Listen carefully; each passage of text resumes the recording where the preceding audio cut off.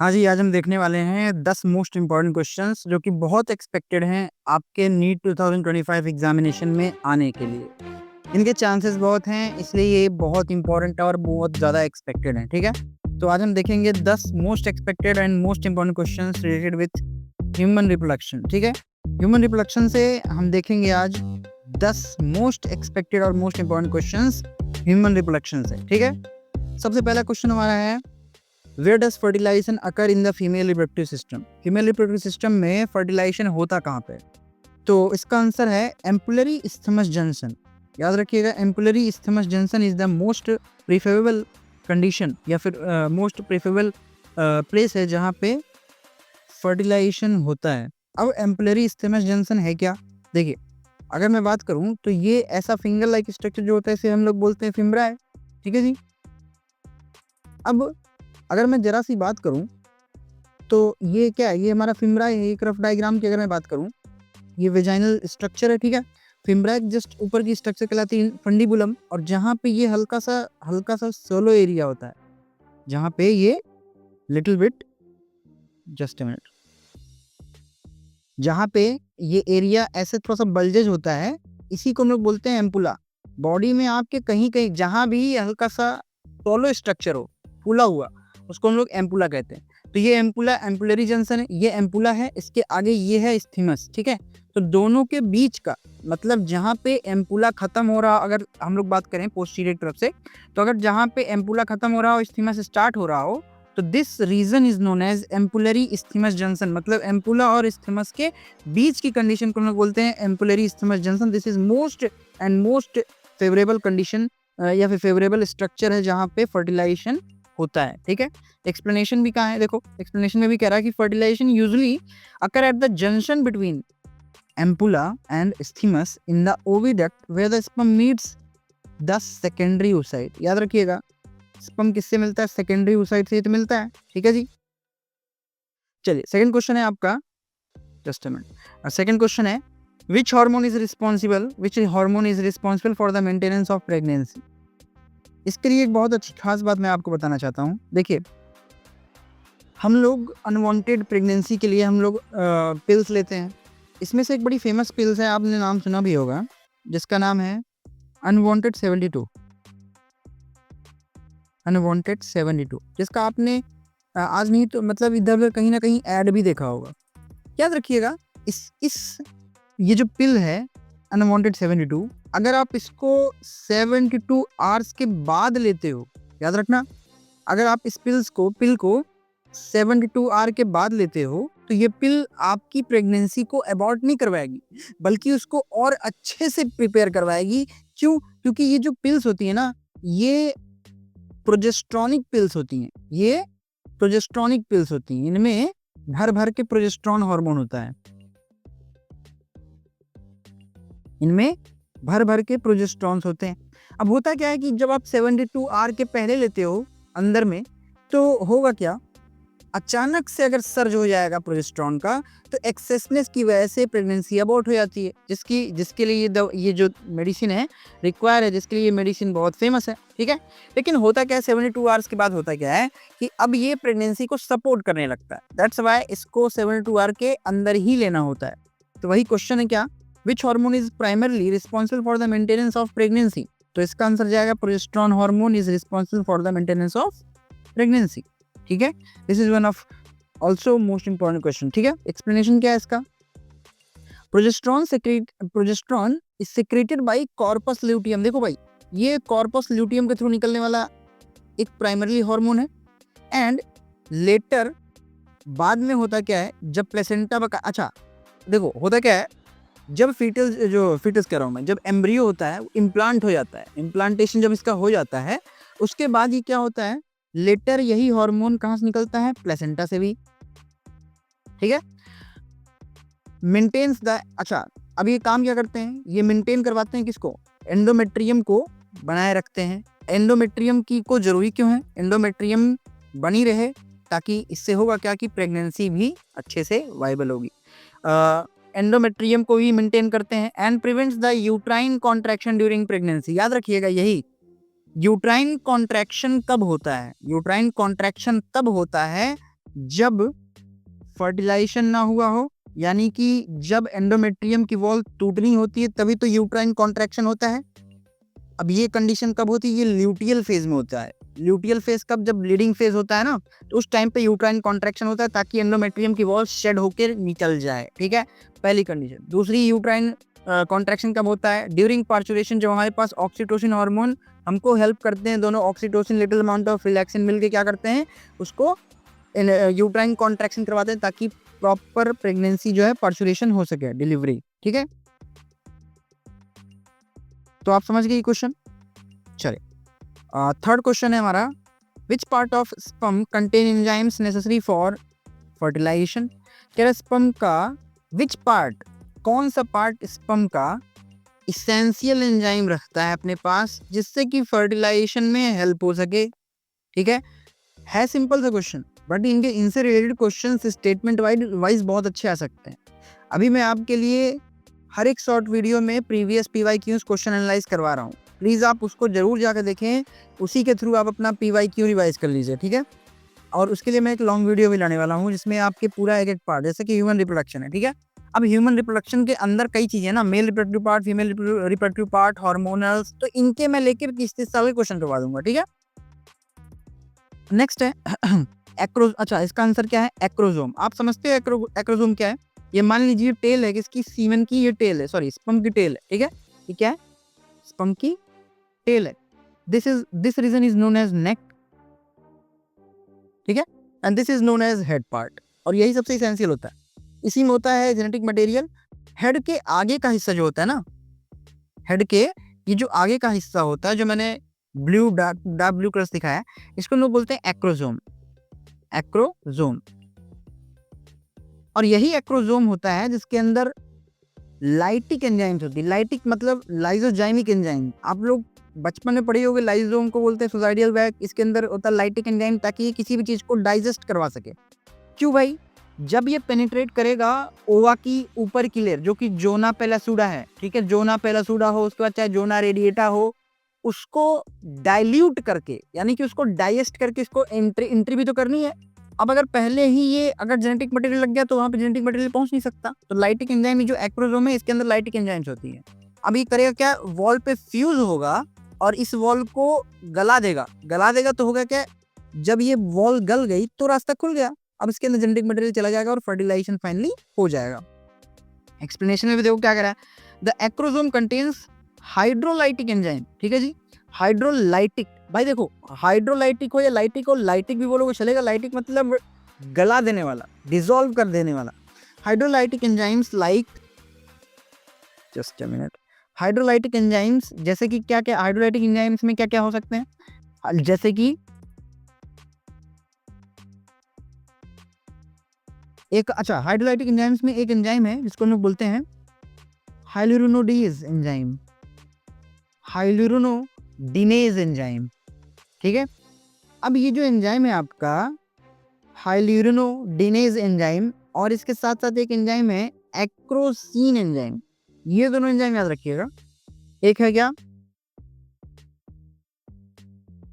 देखो, आपने जनरली सुना होगा हाइलुरोनिक एसिड के बारे में। हाइलुरोनिक एसिड जो होता है वो हमारे मतलब कि जो एनिमेलिया कंडीशन है, मतलब जो हम लोग ह्यूमंस हैं, हमारे कैरेक्टरिस्टिक फीचर्स में भी आता है ये चीज, ये हाइलुरोनिक एसिड, क्योंकि हमारी एनिमल सीमेंट बोला जाता है उसको। आप टिश्यू चैप्टर में पढ़ोगे, hyaluronic acid is being considered as a animal cement, मतलब दो सेल्स को जोड़ के रखने का काम यही करती है हाइलुरोनिक एसिड।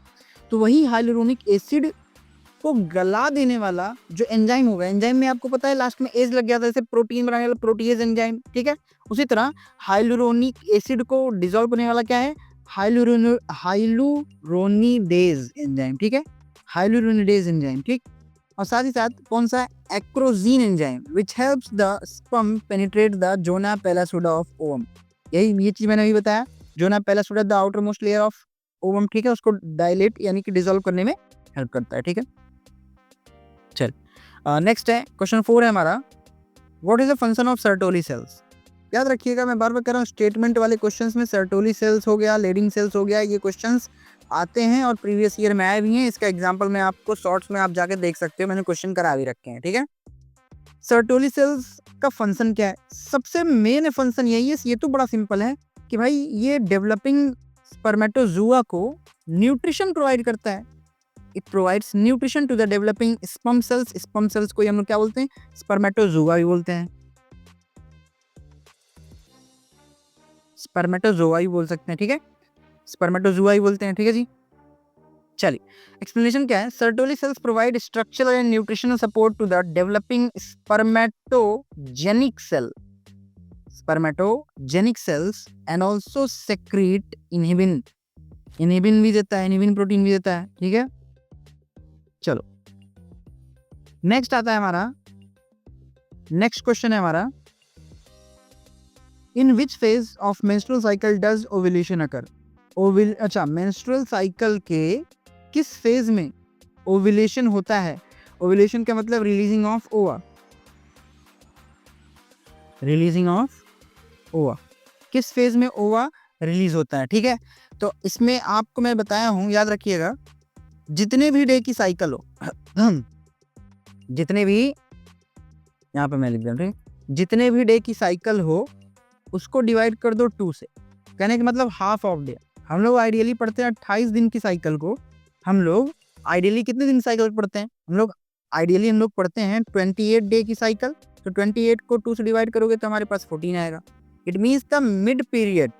तो वही आपका आंसर जाता है कि mid of the cycle around 14th day, it is known as ovulatory phase. इसी दिन ओवा रिलीज होता है, ठीक है जी। एक्सप्लेनेशन क्या है? A sudden surge of LH। यार ये क्वेश्चन बहुत इंपॉर्टेंट है। होता क्या है? LH सर्ज, LH क्या है? ल्यूटेटिंग हार्मोन। क्या LH है? ल्यूटेटिंग हार्मोन, ठीक है जी। अब अचानक से ये बढ़ जाए, NCERT एक शब्द लगाता है अचानक बढ़ने के लिए, LH सर्ज, मतलब ल्यूटेटिंग हार्मोन अचानक बढ़ जाए उसको बोलते हैं सर्ज। अराउंड 14th डे पे, 14वें दिन पे ये अचानक बढ़ जाता है, जिसकी वजह से होता क्या है कि जो ग्राफियन फॉलिकल्स होती है, जो ग्राफियन फॉलिकल होती है वो रप्चर कर जाती है, मतलब फट जाती है। और जब ग्राफियन फॉलिकल फटेगी तभी तो टर्सरी निकलेगा। And release of secondary oocyte। अब जब ग्राफियन फॉलिकल फटेगी तो भाई सेकेंडरी oocyte निकलेगा, और सेकेंडरी oocyte को तो हम लोग बोलते हैं ओवा, और इसी निकलने के फंक्शन को हम लोग बोलते हैं ओव्यूलेशन। ओव्यूलेशन, ठीक है जी, ये बात क्लियर है। 6वां क्वेश्चन है हमारा, what is the correct sequence of spermatogenesis? Spermatogenesis, देखो पहली चीज तो वर्ड आप समझा करो, पहली चीज तो आप वर्ड समझो। देखो स्पर्मेटोजेनेसिस, स्पर्मेटो का मतलब हो गया स्पर्म, जेनेसिस शब्द कहीं भी लग जाए मतलब उत्पत्ति या फिर पैदा होना या फिर बनना, मतलब बॉर्न, या फिर फॉर्मेशन, मतलब स्पर्म का फॉर्मेशन होने का करेक्ट सीक्वेंस क्या है? याद रखना ये क्वेश्चन तो कई बार आता, बहुत कंफ्यूजिंग होता है, ठीक है। ये भी क्वेश्चन मैं करवा दूंगा। आंसर इसका क्या जाएगा? देखो सबसे पहले स्पर्मेटोगोनिया बनता है, देन प्राइमरी, देन उसके बाद क्या? स्पर्मेटोगोनिया सबसे पहले बना, देन प्राइमरी स्पर्मेटोसाइट बना, देन सेकेंडरी स्पर्मेटोसाइट, उसके बाद हमारा बना स्पर्मेटिड्स बने, देन उसके बाद स्पर्मेटोजुआ, और यही स्पर्मेटोजुआ को ही तुम लोग बोलते हैं फाइनली स्पर्म का फॉर्मेशन हो गया, ठीक है। एक्सप्लेनेशन इसका क्या कहता है कि this is the step process of formation, sperm formation involving, ये स्टेप्स है जो कि जो कि क्या क्या इन्वॉल्व करते हैं, ये ऐसे स्टेप्स हैं जो क्या क्या इन्वॉल्व करते हैं, कौन कौन से स्टेप्स को। अब ये स्टेप्स तो हुए, लेकिन ये स्टेप्स कैसे हुए? ये स्टेप इन्वॉल्व था, इसमें माइटोसिस हुआ, देन मियोसिस हुआ और डिफरेंशिएशन हुआ, ठीक है। चलो क्वेश्चन 7 है, which layer of uterus is shed during menstruation? कौन सी लेयर यूट्रस की है जो टूटती है ड्यूरिंग मेंस्ट्रुएशन? सभी को पता है, एंडोमेट्रियम क्लियर होती है, एंडोमेट्रियम, ठीक है। आंसर क्या जाएगा इसका? एंडोमेट्रियम, जो कि फंक्शनल लेयर होती है, अभी मैंने बताया, यूट्राइन कॉन्ट्रैक्शन होता है, ठीक है। एक्सप्लेनेशन क्या है? The endometrium lining prepared for implantation is said of if fertilization not occurred। अगर फर्टिलाइजेशन नहीं होगी तो जो एंडोमेट्रियम की लेयर तैयार थी ताकि इम्प्लांटेशन करवा सके। इम्प्लांटेशन का प्रोसेस, इम्प्लांटेशन है क्या आप समझ लो पहले। देखो होता क्या है, जब फर्टिलाइज्ड जो ज़ाइगोट होता है वो आता है, अब वो चाहता है कि मैं क्या करूँ, यूट्राइन वॉल में थोड़ा-सा धँस सा जाऊँ ताकि सपोर्ट मिल जाए। उसी प्रोसेस को बोलते हैं हम लोग इम्प्लांटेशन, ठीक है? Then what is capacitation? इस पे तो मैंने क्वेश्चन भी कराया है, आप प्लीज़ देख लीजिएगा। कैपेसिटेशन क्या है? देखो, कैपेसिटेशन मैं बार-बार कहता हूँ, स्पर्म जब निकलता है मेल बॉडी से तो वो एक जेल जैसा होता है। किस लिए? क्योंकि वो हाईली मोटाइल होता है। अब वो अगर सारी उसकी मोटेलिटी मेल बॉडी में ही चली गई, अगर सारी एनर्जी, तो फीमेल बॉडी में तो भी बहुत रास्ता तय करना आगे। तो उसको फ्रीज कर देते हैं जेल जैसे सब्सटेंस में। अब ये जेल जैसा सब्सटेंस अगर गया फीमेल बॉडी में तो वहाँ पे वो लिक्विडिफाई होगा, उसका फिजियोलॉजिकल चेंज होगा, ताकि वो जो स्पर्म है अब कैपेबल हो सके, फर्टिलाइजेशन करने के लायक हो सके। उसी को हम लोग कहते हैं कैपेसिटेशन। देखो, functional maturation of sperm in the female reproductive tract, functionally mature हो सके फीमेल रिप्रोडक्टिव ट्रैक्ट में, ताकि वो फर्टिलाइजेशन करने के लायक हो जाए, उसी को हम लोग कहते हैं कैपेसिटेशन। एक्सप्लेनेशन क्या? देखो, capacitation is a process by which sperm acquires the ability of fertilization, जिससे स्पर्म ऐसी एबिलिटी बना सके कि वो किसी भी ओवा को फर्टिलाइज कर सके, occurring in the female tract is called, उसी को हम लोग कहते हैं कैपेसिटेशन, इसी को हम लोग बोलते हैं कैपेसिटेशन, ठीक है? सेकेंड लास्ट क्वेश्चन है हमारा, what hormone is detected during the pregnancy? ये तो बहुत ही ज़्यादा मतलब फेमस ही है। देखो, जो हम लोग प्रेगा न्यूज़ एक टेस्ट किट आता है, इसमें 2 लाइन अगर रेड लाइन दिख जाती है मतलब कि फीमेल प्रेग्नेंट है। वो क्या करती है, फीमेल अपने यूरिन को ज़्यादातर एकदम मॉर्निंग के यूरिन को एक ड्रॉप डालती है। और ऐसा क्यों? क्योंकि ड्यूरिंग प्रेगनेंसी में फीमेल की यूरिन में प्लेसेंटा से निकलने वाला एक हार्मोन है HCG, इसको बोलते हैं ह्यूमन कोरियोनोकॉइड गोनेडोट्रोफिन। तो यही है कि आंसर क्या जाएगा, ह्यूमन कोरियोनिक गोनेडोट्रोफिन या फिर ह्यूमन कोरियोनोकॉइड गोनेडोट्रोफिन, दोनों बोल सकते हो, HCG, ठीक है? एक्सप्लेनेशन क्या है? HCG is secreted by trophoblast cell of embryo, is detected in the urine and the blood test for pregnancy. Urine में दिखेगा और हमारे ब्लड में यूरिन भी होता है लिटिल अमाउंट में, तो हमको ब्लड से भी दिख जाएगा या यूरिन से भी दिख जाएगा, दोनों से हो जाएगा, ठीक है? तो ये बहुत इंपॉर्टेंट क्वेश्चन है, ठीक है? Last but not the least, which event marks the beginning of pregnancy? ऐसा कौन सा इवेंट है जो आपकी मतलब कि प्रेगनेंसी की बिगनिंग को दिखाता है कि भाई प्रेगनेंसी शुरू हो गई है? पहला है आंसर इसका, implantation of blastocyst in the uterine wall. Blastocyst का यूट्राइन वॉल में इम्प्लांट हो जाना, अटैचमेंट, जो भी मैंने समझाया इम्प्लांटेशन ऐसा, ठीक है? एक्सप्लेनेशन क्या करा है कि successful implantation of embryo into the endometrium marks the beginning of pregnancy. भाई प्रेगनेंसी की शुरुआत ऐसे ही बोलेंगे ना, जब एंडोमेट्रियम में क्या हो, जो ब्लास्टोसिस्ट है वो अटैच हो जाए, धंस जाए, मतलब इम्प्लांट हो जाए। Implantation in endometrium wall marks the initiation of pregnancy, यही प्रेगनेंसी की शुरुआत को बताता है, ठीक है? तो ये रहे हमारे 10 most expected and most important question that may be come, जो कि मोस्ट प्रोबेबली कंडीशन है कि आपके एग्जाम में आएगा ही आएगा। इनमें से एक आध क्वेश्चन तो जरूर आएगा। ऐसे हम 10 इंपॉर्टेंट क्वेश्चंस हर चैप्टर के करवा रहे हैं बायो के। प्लीज कोई भी वीडियो मिस मत करना, जरूर जाके देखो, इसको जरूर देखो, प्लीज शेयर करो, बार बार मैं कह रहा हूँ प्लीज शेयर करो। और अगर ये वीडियो यहाँ तक आप देखे हो, अच्छा लगा हो, तो प्लीज इस वीडियो को, इस चैनल को सब्सक्राइब, कमेंट, लाइक जरूर करके जाओ। Thank you so much. मिलते हैं आपसे नेक्स्ट वीडियो के साथ विथ नेक्स्ट चैप्टर के most expected 10 questions. Till then stay healthy,